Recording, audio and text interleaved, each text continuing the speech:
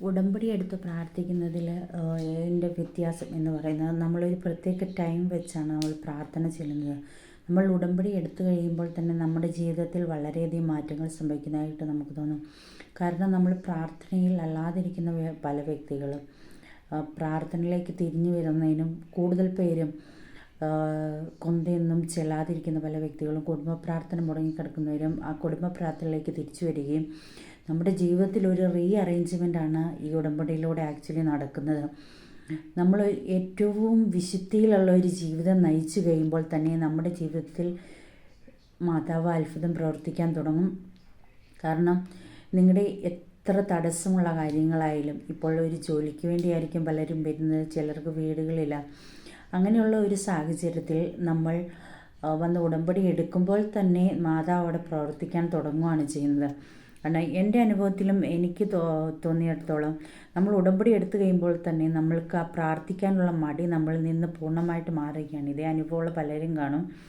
കാരണം നമ്മൾ പണ്ട് ചെയ്യുന്നതിനേക്കാൾ കൂടുതൽ കൊന്ത് ചെല്ലുവാനും പ്രാർത്ഥനകൾ ചെല്ലുവാനും തുടങ്ങും. അവിടെ തന്നെ നമ്മുടെ ജീവിതശൈലി തന്നെ അവിടെ മാറി.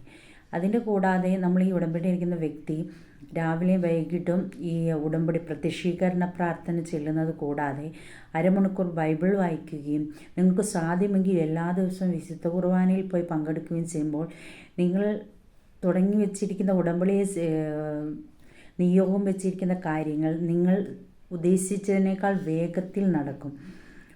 ഉടമ്പടി പെട്ടെന്ന് കത്തണ എങ്കിൽ അത് നിങ്ങൾ ഈ കാര്യങ്ങളും കൂടെ കൂടുതൽ ചെയ്തിട്ടുണ്ടെങ്കിൽ ചിലപ്പോൾ 3 മാസം കൊണ്ട് നടക്കുന്ന കാര്യം ചിലപ്പം 1 മാസം കൊണ്ട് തന്നെ നടക്കും. നിങ്ങളുടെ ഉടമ്പടി പൂർത്തീകരിക്കുന്നതിന് മുമ്പേ നിങ്ങൾക്ക് അതിൻ്റെ ഫലം കണ്ടു തുടങ്ങും. അപ്പം ഉടമ്പടിയിൽ നിങ്ങൾ വെച്ച കാര്യങ്ങൾ നിങ്ങൾ പ്രാർത്ഥിക്കുക. അതുപോലെ കുടുംബ പ്രാർത്ഥന മുടക്കാതിരിക്കുക. പ്രത്യക്ഷീകരണ പ്രാർത്ഥനയല്ല, അരമണിക്കൂർ ബൈബിൾ വായിക്കുക. പ്രേക്ഷിത പ്രവർത്തനത്തിൻ്റെ ഭാഗമായി നിങ്ങൾക്ക് പേപ്പർ കൊടുക്കാം. അതുകൂടാതെ നിങ്ങൾ കാണുന്ന വ്യക്തികളോട് മാതാവിനെക്കുറിച്ച് പറയുക, അനുഗ്രഹത്തെക്കുറിച്ച് പറയുക. അതും ഒരു പ്രേക്ഷിത പ്രവർത്തനമാണ്. അതുകൂടാതെ നമ്മുടെ കൺമുമ്പിൽ നമുക്ക് ചെയ്യാവുന്ന കുറച്ച് കാര്യങ്ങളാണ്. സാമ്പത്തികമായിട്ട് പറ്റുന്നവരാണെങ്കിൽ അത് സഹായിക്കും ഇല്ലാത്തവർക്ക്. അത് പറ്റാത്തവരാണെങ്കിൽ നിങ്ങളുടെ വാക്കുകൾ കൂടി നിങ്ങളുടെ ഒരു ടൈം, ചിലപ്പോൾ നിങ്ങളുടെ ഒരു അരമണിക്കൂർ സമയം ആർക്കെങ്കിലും അല്ലെങ്കിൽ പാവപ്പെട്ടവരെ ശുശ്രൂഷിക്കുക. ഇതൊക്കെ നമുക്ക് ആർക്കും പോയി ചെയ്തു കൊടുക്കാവുന്ന കാര്യങ്ങളാണ്. വയ്യാത്തവർ, അനാഥരായി കിടക്കുന്ന അല്ലെങ്കിൽ ആരും ഇല്ലാതെ ഒറ്റപ്പെട്ട് കിടക്കുന്നവർക്ക് കുറച്ച് സംസാരിച്ചവർക്ക് സ്നേഹം പറഞ്ഞു കൊടുക്കുക. നമ്മുടെ ഒരു 5 മിനിറ്റ് സംസാരം അല്ലെങ്കിൽ 1 മണിക്കൂർ അവരോട് സമയം സ്പെൻഡ് ചെയ്യുമ്പോൾ തന്നെ അവരുടെ ജീവിതത്തിൽ ഒത്തിരി മാറ്റങ്ങൾ. ഇതും ഒരു പ്രേക്ഷിത പ്രവർത്തനമാണ്. അതിന് നമ്മൾ പ്രത്യേകിച്ച് ഒരു സ്ഥലത്ത് പോയി ഒന്നും ചെയ്യണമെന്നൊന്നുമില്ല. നമ്മുടെ ചുറ്റുപാട് തന്നെയുണ്ട് നമുക്ക് ചെയ്യാൻ പറ്റിയ പല പ്രേക്ഷിത പ്രവർത്തനങ്ങൾ. ഇതെല്ലാം ഒരു മുതൽക്കൂട്ടായിട്ടാണ് നമുക്ക് വരുന്നത്. അതുകൂടാതെ പ്രേക്ഷിത പ്രവർത്തനങ്ങളിൽ ഏർപ്പെടുന്നവർ എപ്പോഴും സാമ്പത്തികമായ രീതിയിൽ സഹായിക്കാം. പിന്നെയാണെങ്കിൽ നിങ്ങൾക്ക് വചനം പ്രഘോഷിക്കാം. യേശുവിനെക്കുറിച്ച് മാതാവിനെക്കുറിച്ച് പലയിടത്തും പ്രസംഗിക്കാം. നിങ്ങളുടെ കൊളീഗിനോട് ഷെയർ ചെയ്യാം. അത് പല രീതിയിൽ നിങ്ങൾക്ക് മീഡിയ വഴി ചെയ്യാം, അല്ലാതെ നിങ്ങൾക്ക് ഫേസ് ടു ഫേസ് ചെയ്യാം. ഇതെല്ലാം ഒരു പ്രേക്ഷിത പ്രവർത്തനമാണ്. ഇങ്ങനെയുള്ള കാര്യങ്ങൾ ചെയ്യുമ്പോൾ തന്നെ നമ്മുടെ ഉടമ്പടിയിലെ ഒരു ഭാഗമാണ് ഇതെല്ലാം.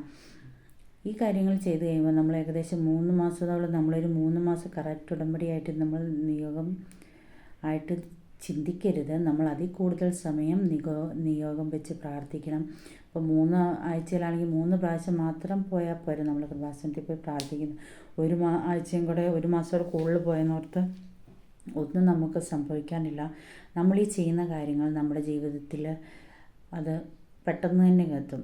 എന്ന് പറഞ്ഞാൽ നിങ്ങളൊരു കാര്യത്തിന് വേണ്ടി പ്രാർത്ഥിക്കുന്ന സമയത്ത്, അല്ലെങ്കിൽ നിങ്ങളൊരു 6 നിയോഗമാണ് വെച്ചിട്ടുണ്ടെങ്കിൽ നിങ്ങൾക്ക് ഏകദേശം 6 സ്ഥാനത്ത് 12 കാര്യങ്ങളെങ്കിലും നിങ്ങളുടെ ജീവിതത്തിൽ ചെറുതും വലുതുമായിട്ട് നടക്കും.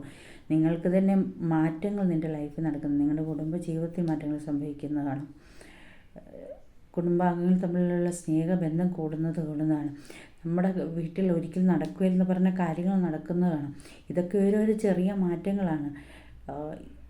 അവിടെ എല്ലാ ശത്രുതകളും മറന്ന് നമ്മൾ വളരെ സ്നേഹത്തിലേക്ക് മാറുന്നതാണ്. മൊത്തത്തിലൊരു പോസിറ്റീവ് അറ്റ്മോസ്ഫിയറാണ്. നമുക്കൊരു നെഗറ്റീവ് എനർജി ഒരിക്കലും ഉണ്ടാവില്ല.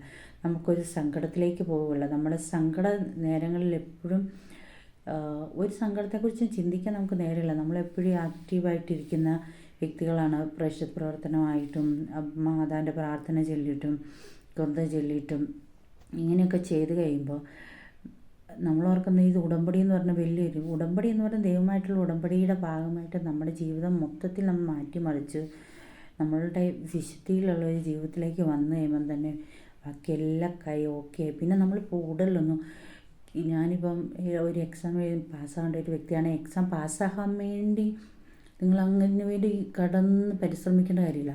നിങ്ങളിത് ഉടമ്പടി വെച്ചിട്ടുള്ള നിങ്ങൾ ഈ പ്രാർത്ഥനയിൽ നിങ്ങൾക്ക് പറ്റുന്ന പോലെ പഠിച്ചാൽ മതി. പക്ഷേ നിങ്ങൾ ചെയ്യുന്ന പ്രവൃത്തി അത് വിജയകരമായി മാറും. അതിനാണ് മാതാവ് നമ്മളെ സഹായിക്കുന്നത്. നമ്മളെ അത് മാതാവ് സഹായിക്കും. ഞാൻ ഉടമ്പടി എടുത്തിട്ട് എൻ്റെ കാര്യം നടന്നില്ല എന്ന് പറയുന്നത് നമ്മുടെ ഭാഗത്തെ തെറ്റാണ്. കാരണം നമ്മൾ മാക്സിമം പാപം ചെയ്യാതെയും രണ്ടാഴ്ചയിലൊന്ന് സംസാരിക്കുകയും മാക്സിമം പറ്റുവാണെങ്കിൽ അങ്ങനെ വിശുദ്ധിയോടെ ജീവിച്ച് കഴിയുമ്പോൾ ഈ ഉടമ്പടി കാര്യങ്ങളെല്ലാം ചെയ്ത് കഴിയുമ്പോൾ മറ്റുള്ളവർ കുറ്റം പറയാതിരിക്കുക, അവരെ അപമാനിക്കാതിരിക്കുക, ഉപദ്രവിക്കാതിരിക്കുക, ഒറ്റപ്പെടുത്താതിരിക്കുക, മറ്റുള്ളവർ സ്നേഹത്തോടെ ഇതെല്ലാം ഇതിൽപ്പെട്ടാണ്. ഈ വക കാര്യങ്ങൾ നമ്മുടെ ജീവിതത്തിൽ നമ്മൾ ചെയ്ത് കഴിയുമ്പോൾ നമ്മുടെ ജീവിതം വളരെ വിശുദ്ധിയിലൂടെയാണ് പോയിക്കൊണ്ടിരിക്കുക. ഒരു തരത്തിൽ മറ്റുള്ളവരെ ഉപദ്രവിക്കാതിരിക്കുമ്പോൾ നമ്മുടെ ജീവിതം വിശുദ്ധമാകുമ്പോൾ നമ്മുടെ ജീവിതത്തിൽ അത്ഭുതങ്ങൾ പ്രവർത്തിക്കും. നമ്മളെ ദ്രോഹിച്ചവർക്ക് വേണ്ടി പോലും നമ്മൾ പ്രാർത്ഥിക്കണം. അപ്പോൾ അവരുടെ ജീവിതത്തിലും കൂടെ കിട്ടുന്ന അനുഗ്രഹമായിരിക്കും ചിലപ്പോൾ നമ്മളിലേക്ക് അനുഗ്രഹമായിട്ട് മാറുന്ന. അതാണ് ഞാൻ പറഞ്ഞത് 6 എന്ന് നിങ്ങൾ വെക്കുമ്പോൾ നിങ്ങളൊരു 6 നമ്പർ നിങ്ങൾ ഉടമ്പടിയായിട്ട് വെച്ചെന്ന് നിങ്ങൾ ചിന്തിക്കേണ്ട. 6ന്റെ സ്ഥാനത്ത് 12, 22 ഒക്കെ ആയിട്ട് പല പല അനുഗ്രഹങ്ങൾ ഒരിക്കലും നടക്കുകയില്ലെന്നും മനുഷ്യർ എന്നുള്ള ആര് വിധി ചെയ്ത കാര്യങ്ങൾ നടക്കാൻ ദൈവം സഹായിക്കും. സോ നിങ്ങൾ ഉടമ്പടി എടുത്തും പ്രാർത്ഥിക്കാൻ നിങ്ങളുടെ കാര്യങ്ങൾ നടക്കുന്നില്ലെങ്കിൽ പക്ഷേ ഈ വക കാര്യങ്ങളെല്ലാം പാലിക്കുക. വിശുദ്ധിയിൽ ഫസ്റ്റ് ജീവിക്കുക, ബാക്കിയെല്ലാം കൂട്ടിച്ചേർക്കപ്പെടും. നിങ്ങൾ എന്താഗ്രഹിക്കുന്നു അത് ദൈവം നടത്തിത്തരും.